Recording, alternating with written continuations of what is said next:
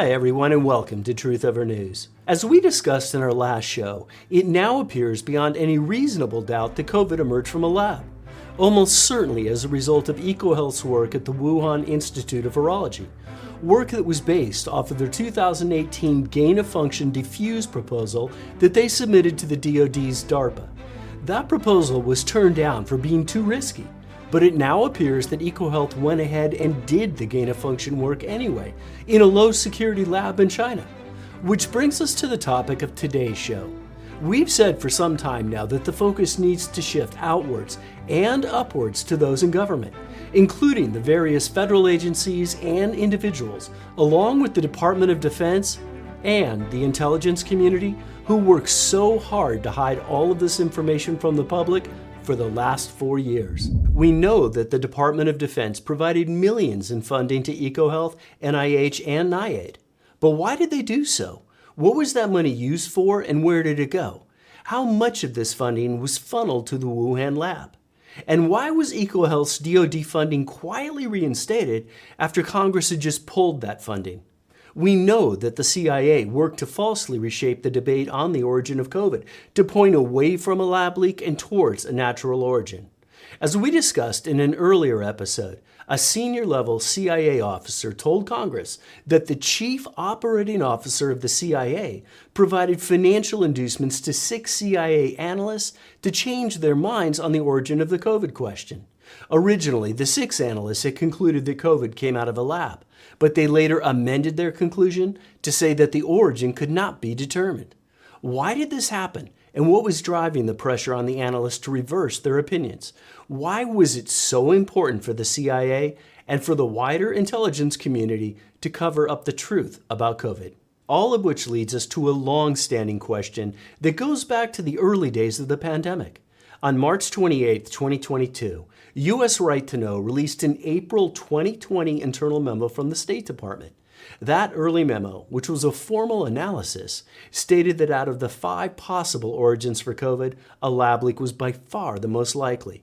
The authors complained that the most logical place to investigate the virus origin has been completely sealed off from outside inquiry by the CCP. A gag order to both places was issued on January 1, 2020, and a major general from the PLA took over the WIV since early January. The memo also strongly suggested that alternative theories had been introduced to prevent a lab leak from being investigated. The memo, which focused almost entirely on the likelihood of a lab leak, contained a large amount of information that was not known publicly at the time that it was written. The analysis by the State Department in the spring of 2020 didn't pull any punches. It concluded that a leak from the Wuhan lab likely caused the pandemic. The memo also noted that all other possible places of the virus's origin have been proven false, and stated that all other proposed theories are likely to be a decoy to prevent inquiry to WCDC and WIV. This information from the State Department, along with their conclusion of a lab leak, should have blown apart the natural origin narrative just as it was forming. But it seems that the intelligence community wouldn't allow that to happen. Now, why do we say this?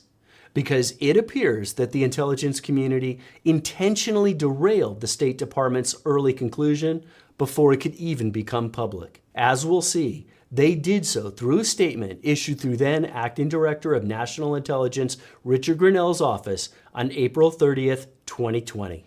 The timing of the IC statement might, and we emphasize might, have been chalked up to incredibly fortuitous timing on the part of the intelligence community, except for one very important data point. Although the memo had never been seen before publicly, it had been reported on in almost real time. An April 28, 2020 article by Bill Gertz at the Washington Times noted that a Wuhan laboratory is the most likely source of the COVID-19 outbreak that's now ravaging the globe, according to a U.S. government analysis that catalogs the evidence and concludes that other explanations for the origins of the coronavirus are less credible. Gertz's article perfectly described the State Department memo and even included some direct quotes from the then non-public memo, such as, "All other possible places of the virus's origin have been proven to be highly unlikely." These quotes have been proven to be almost completely accurate. That's because we now know that they came directly from the State Department memo. Gertz's article should have been a blockbuster discovery. It would have totally discredited the natural origin narrative, or at least allowed for early and crucial pushback on the narrative that was just starting to be falsely promoted by government and health officials, with willing help from the media.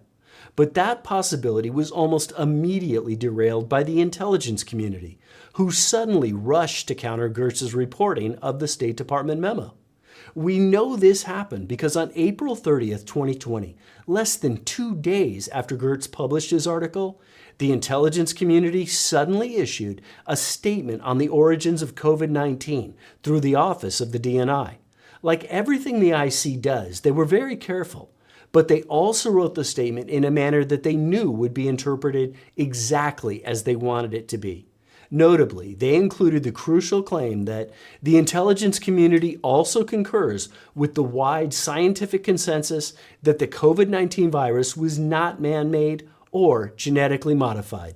The IC statement was widely used by government officials and the media to push back on any and all lab leak theories, just as the intelligence community knew it would be, particularly as the so-called scientific consensus was just beginning to push the natural origin narrative at the time. Now, remember that Fauci had just begun promoting the so-called proof of natural origin, the paper Proximal Origin, at that same time in April 2020. And Fauci, the WHO, and the NIH-funded scientific community were all collectively beginning to condemn any who wanted to explore a lab leak. The intelligence community statement said the IC will continue to rigorously examine emerging information and intelligence to determine whether the outbreak began through contact with infected animals or if it was the result of an accident at a laboratory in Wuhan. In doing so, the IC was trying to protect itself by including the possibility of a lab leak. But note how the intelligence community effectively validated the natural origin theory in their statement, despite the fact that the State Department had totally dismissed zoonotic origin just a few days or weeks earlier. As a result, the natural origin theory persisted, and those of us who were examining a far more obvious lab leak continued to be dismissed as conspiracy theorists. And of course, no mention of the government analysis by the State Department was ever noted by the intelligence community. It's also telling that the later, more formal intelligence community report, released in a laughable 2-page form in late August 2021, still promoted a natural origin rather than a lab leak more than a full year later, stating that 4 intelligence agencies and the National Intelligence Council assess with low confidence that the initial infection was most likely caused by natural exposure to an animal infected with the virus or a closely related virus. Although we don't have time to go into the full conversation, on December 27, 2023, one of our fellow researchers, Technofog, posed a question to Richard Grinnell, who was the acting DNI when the IC's early April 2020 assessment was issued. After Grinnell responded at length, but without answering Techno's question as to who requested the IC statement on COVID origins, Ezra Cohen, a former NSC member and the man who played a role in helping to bring the surveillance of the Trump campaign to Devin Nunes' attention back in March 2017, suddenly jumped in, seemingly to defend Grinnell. It was at this point that I challenged Cohen's defense by bringing up the State Department memo. My point was simple. If the State Department was aware of these facts, the intelligence community must have been aware as well. Cohen responded by repeatedly trying to treat the State Department memo as some unofficial email sent by some unknown staffer. I personally found his responses alarming. Cohen continued to pretend that the state memo was nothing more than a random unofficial email, ignoring that the now proven facts in the State Department memo demonstrate that it was, as we now know, an official State Department analysis. And the simple fact is that if the State Department knew this information at that time, so did the intelligence community. Cohen went on to claim that the only daylight between the documents is the extent to which the virus was engineered, but you aren't making that point. Now, in a sense, this is correct, but it was also a form of misdirection.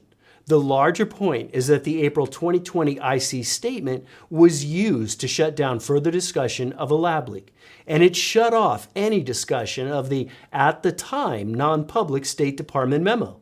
Nor did Cohen ever explain how or why the intelligence community came to the very early and incorrect conclusion that COVID was not man-made or genetically modified. But there's another problem as well. We now know that the FBI was told very early in 2020 by a highly reliable informant that COVID leaked from the Wuhan lab. This information was made public by Michael Schellenberger as we were filming this episode. We also just discovered that the FBI had established a task force by late March or early April 2020 and had obtained proposals and progress reports for the NIH grant to EcoHealth that likely funded the construction of SARS-CoV-2. Moreover, EcoHealth was the FBI's subject or target in their probe. In other words, the FBI was told at the onset that COVID came from a lab leak, and they were apparently investigating EcoHealth as being the source behind the creation of the COVID virus no later than early April, but more likely in March 2020. This information came to us from Richard Ebright, a famous molecular biologist who was the Board of Governors Professor of Chemistry and Chemical Biology at Rutgers University.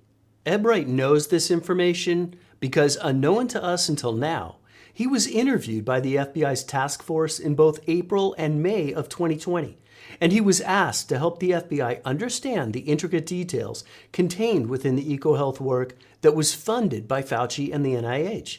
In our back and forth with Ebright, some further information was provided and more questions were raised. According to Ebright, the FBI's COVID task force was shut down almost immediately after it obtained NIH grant proposals and progress reports that pointed to direct involvement of NIH, Fauci, and EcoHealth, Daszak, in funding the research that constructed SARS-CoV-2.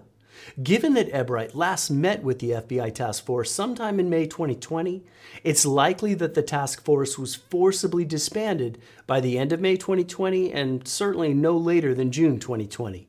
We asked Ebright if he was aware who ordered the task force shut down.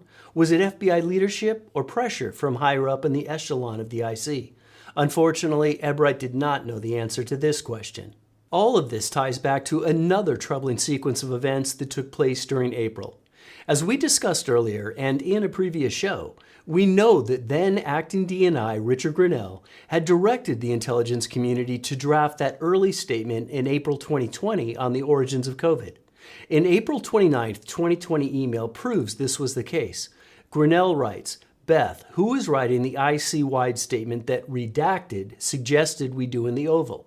Amanda, we agreed to write a statement for the IC to all sign, and it would say we are down to 2 options for COVID. We don't yet know who suggested that the statement be written, but as we described earlier, it was formally issued the next day.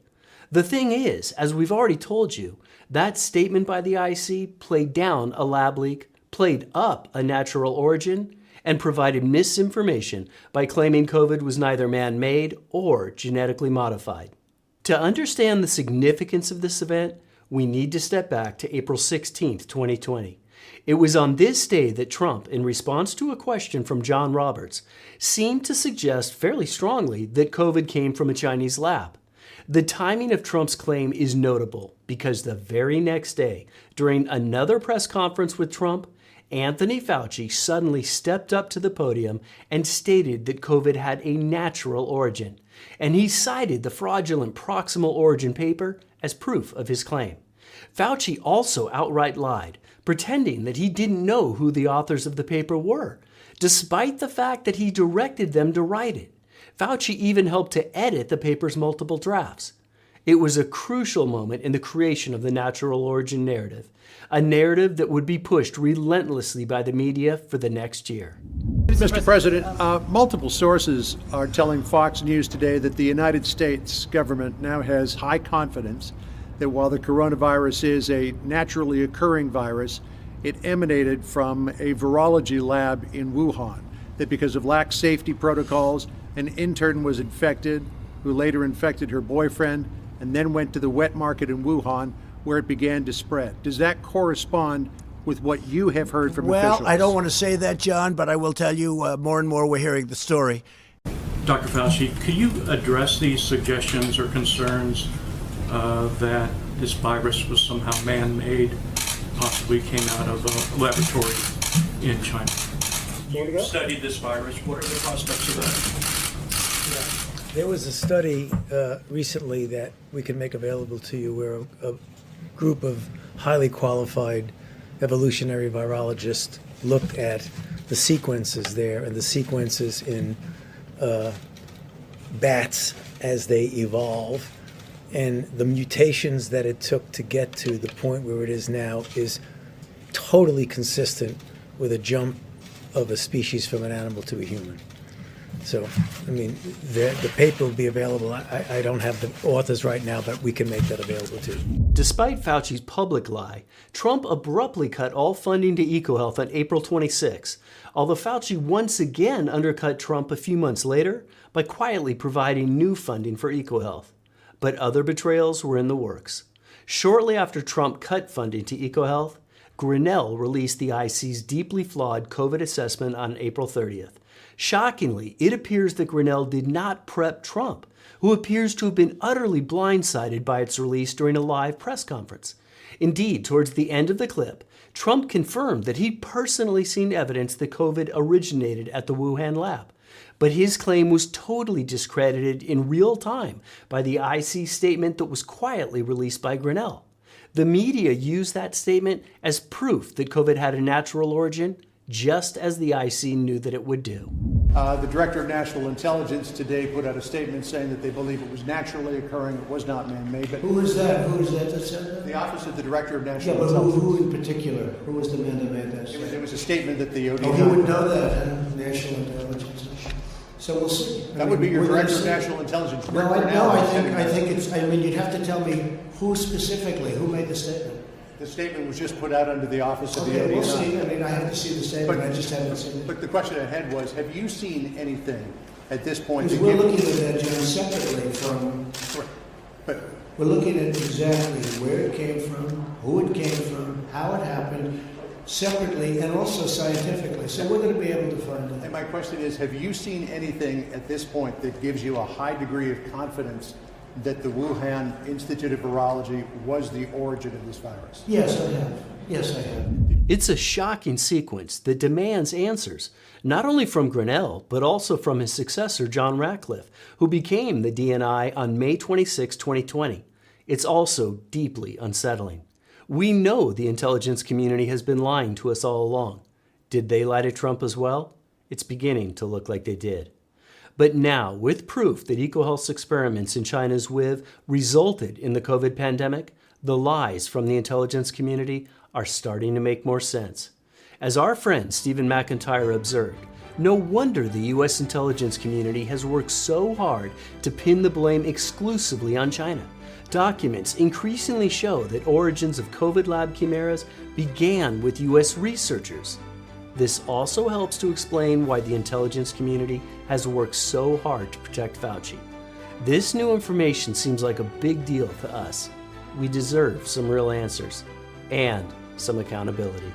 Thanks for joining us on today's episode of Truth Over News.